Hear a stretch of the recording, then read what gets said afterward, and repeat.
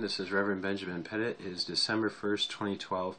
Today I'd like to drop a John Wesley-sized bombshell on modern Neo-Wesleyan thinking when they want to describe relational theology as man never separated from God, but man constantly, always, perpetually in relationship to God, and that's even sinful mankind. Now, before I go there, I want to start with a scripture, and it's found in Ephesians chapter 2, verse 3. And it says this. It says, like the rest, we were by nature, not by choice, okay? Not by our choice. It says, by nature, objects of wrath. So there's a scriptural sense that stands up for the doctrine of original guilt. Just because we inherited a sinful nature from Adam when he chose to sin, we are in some sense, as Wesley's words would say, guilty for inheriting that nature, and therefore we are separate from God when we're born in this world. All right? And so there's one state in which man is born and which he is not in relationship to God. Okay? So this is going to be the crux of my argument, and then which we'll come back to.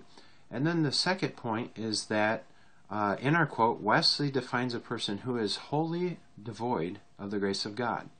But before we go there, let's go ahead and read a modern Neo-Wesleyan teaching from H. Ray Dunning, found in his book from 1988, published, called Grace, Faith, and Holiness. Now, in this, he quotes the quote from John Wesley, which I'm about to use. All right? But after he does that, this is how he defines prevenient grace. He says it's that aspect of the image of God defined as a relationship within which man perpetually stands. Now, that's just not true.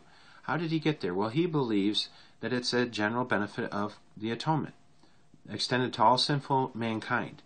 Now, it's true that prevenient grace is universally extended to all mankind, but it is not irretrievably extended to all mankind. Okay? And that's, it's not once in prevenient grace, always in prevenient grace. And that's been given to us from birth, and that's where he has gone with this doctrine. That's where he's going away from Wesley. And that's page 158 in his work. If you go to 159, he says it again. He says human nature, I'm adding in the word human, but that's what he means. Human nature and grace cannot be artificially separated. Now, we just heard that John Wesley is going to use two statements where we have human beings that are alive, and yet they are not in prevenient grace. Okay? So let's keep listening to him. And then he summarizes his teaching again. On page 159, he says, the distinctiveness of the Wesleyan view is that nature is so graced that the natural man is but a logical abstraction.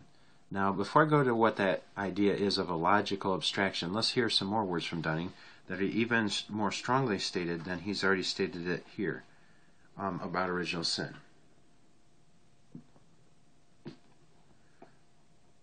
He says, on page 160 of his work, same work, that prevenient grace defines man, the essence of man, quote, as man in relation to God, unquote. In other words, when prevenient grace is interpreted as an ontological principle, and that means the study of being is ontology, so, how are they made up, human beings? It is grace that constitutes the humanity of man. Prevenient grace makes us human beings, okay? The very being of man, qua man, is his essential standing in grace. Now, it's true that in the fall, after the fall, prevenient grace reached back, the cross reached back, the benefits of the cross reached back, and Adam didn't die instantly. And it's true that we retain the natural image, okay? But that natural image, our whole is affected by sin, okay, is effaced by sin, but the moral image is totally lost, okay? But watch how in Neo-Methodism that truth started to be X'd out, coming from our teaching the other day on John Wesley, the second representative theologian of Methodism in America. As he started to move away from John Wesley in his teaching, we remember that Robert Child said the summary is he went from fallen man to moral man. Okay? Now let's listen to somebody in the Church of the Nazarene, H. Orton Wiley, the first theologian of the church, and generally I agree with everything that H. Orton Wiley wrote about theology. He was well balanced and his doctrine was right. But listen to how he carried over some of Neo-Methodism into his teaching, though he himself had a better overall balance. You can hear it in some of the things he said. He said, this quote, character begins in choice. Now, we know that that's not what John Wesley taught. Okay, let's listen to what Wesley argued.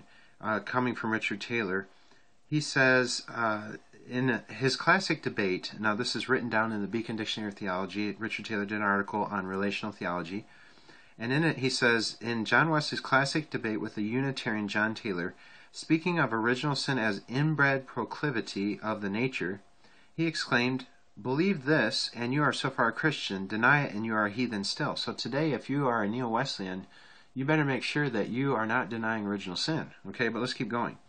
To Taylor's premise that, quote, righteousness is right action, now that's exactly what H. Norton Wiley just said, Wesley replied, indeed it is not. Here's your fundamental mistake.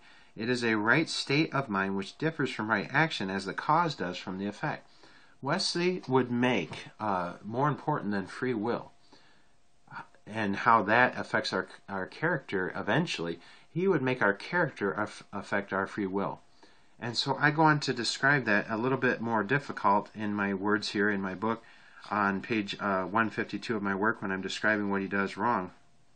104.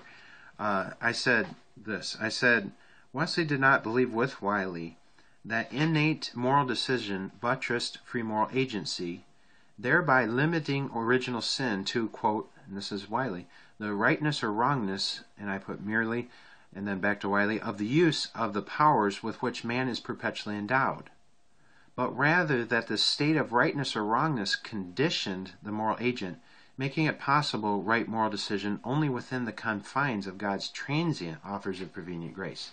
All right, and so if you read a little bit before that, I quoted Wiley, and he said, these innate powers were once for all, those are my words, but then I quote him, given to man, and then his words again, makes possible a holy character. And so, and then you go back a little bit earlier, and this is what I quote from him. He says, the tipping of the balance also appears in Wiley's understanding of the constitution of mankind when he says that the natural image, and this is his words, that is never lost, which is true, which he says gives man his moral ability. Now that's not true, except in the confines or the conditioned state, okay, first of all, prevenient grace, with prevenient grace's help, we can do the right, only when it's offered. But do you hear what I'm arguing in these statements of mine? That prevenient grace, Wesley clearly taught, was transient. It was coming and going. It wasn't a once-for-all gift or general benefit of the atonement. Let's go back to James Arminius on this point. Can sinful mankind choose the right in and of themselves?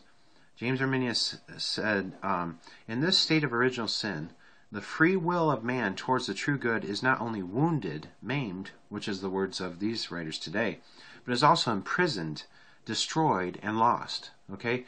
So the natural image is actually affected by the condition, the moral condition we are found in. So you can't will yourself to God any day you want to. You can't will the right on a constant basis without being saved and sanctified. You can't will yourself into the work of grace or the life of grace. Okay? And then more specifically, he goes on, the power of willing was not lost in the fall, but the power to will any good thing.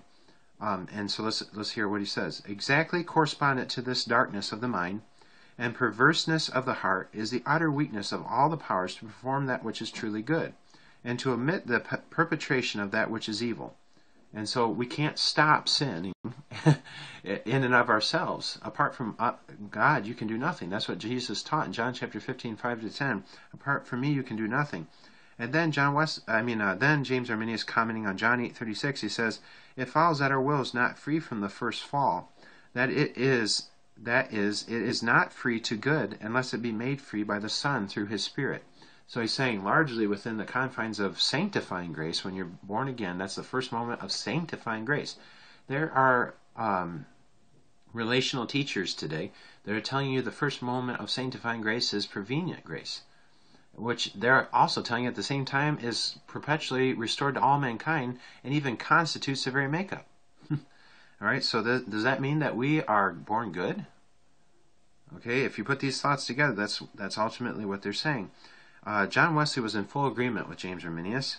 He said, I believe that Adam, before his fall, had such freedom of will that we could do this, all right, the right, that he might choose either good or evil, but that since the fall, no child of man has a natural power to choose anything that is truly good. Now that's Wesley's actual teaching, right?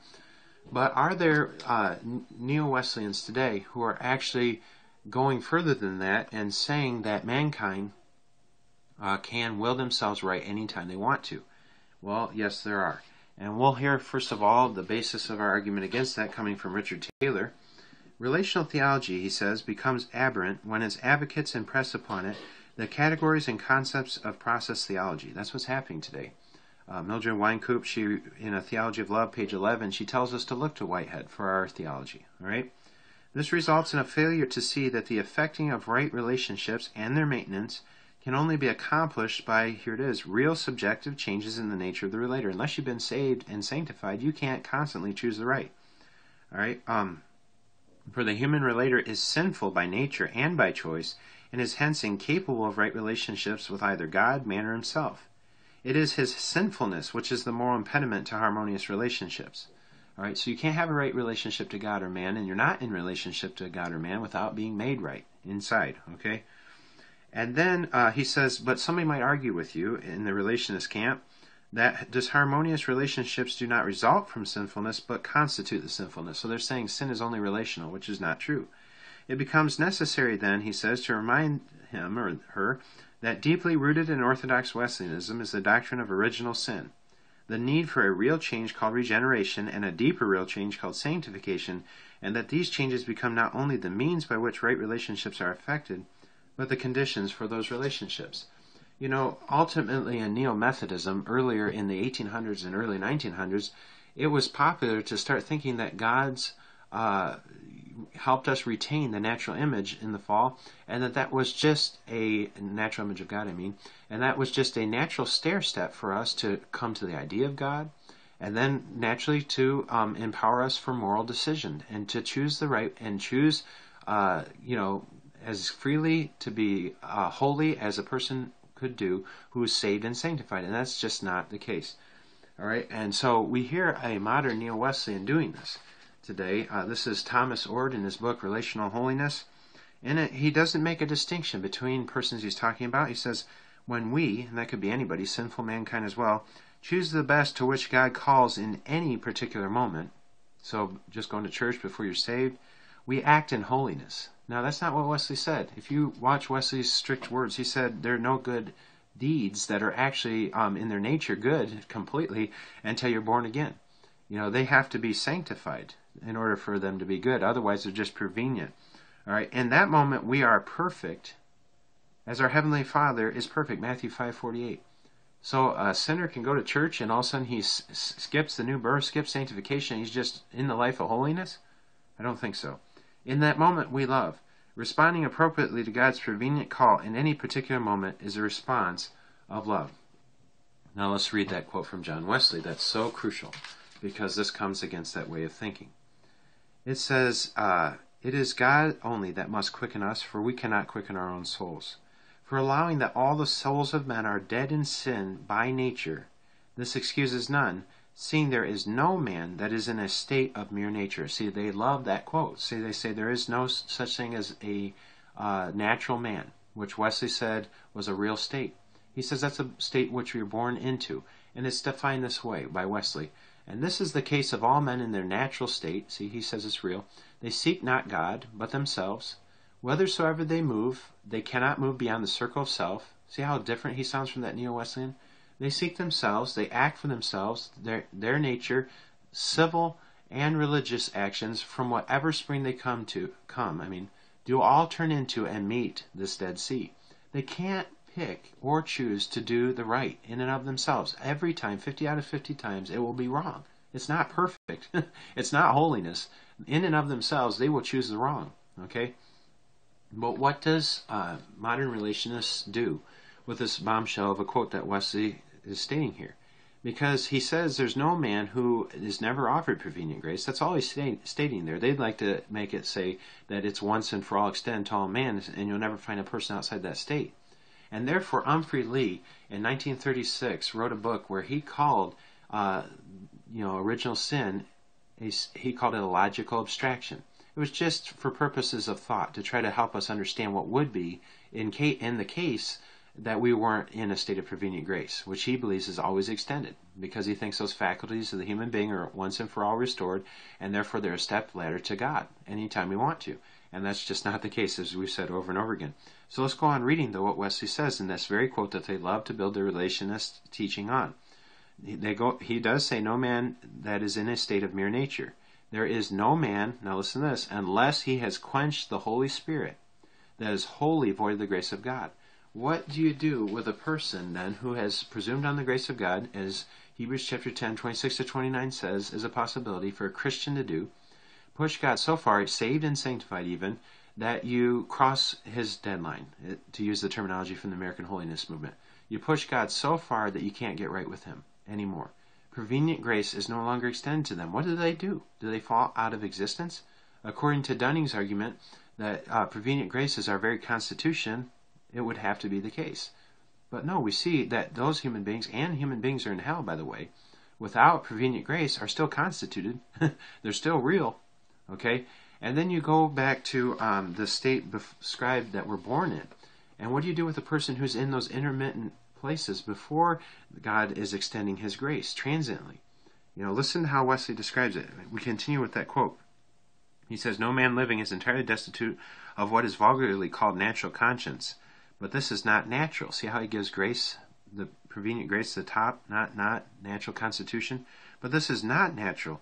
It is more properly termed preventing grace, which he's saying is transient, coming and going, only when God chooses. Listen, every man has a greater or less measure of this, which waiteth not for the call of man. See, according to them, it's your constitution. So, and you keep building on what they've said, and they do say any day you can make the choice to do Adam's sin, or you can make the choice to live totally free of that. And that's just not the case. Your wanter, your faculties are broken. Your wanter wants sin, and even after you're saved, it wants sin. You need to be entirely sanctified in order for your wanter to be fully rectified. And prevenient grace is a small picture of that. That is momentarily rectified, not in the sense of totally sanctified, but just enough that you can be drawn to God and want and desire things that he has for you. Okay? And so this is the understanding that Wesley taught. It's only sovereignly extended when God is extending his hand to you. That's John chapter 6, which says, unless the Father draws you, you can't come. That is John chapter 9, where it says, today while it is day, we must do the work of him who called or sent me. Night is coming when no one can work. These are windows of opportunity to get right, not a perpetual state in which we stand. We are born sinful, and we need to watch out for the Pelagian influence that is coming into the church today that makes it sound like in and of ourselves any day we can make God's day and will our way into a right relationship with him and with others. That's just not the case. We have a state that we're either in or we're not in. If we are not sanctified, we're not fully in a state of complete righteousness, and therefore we cannot will to do the right. Thank you.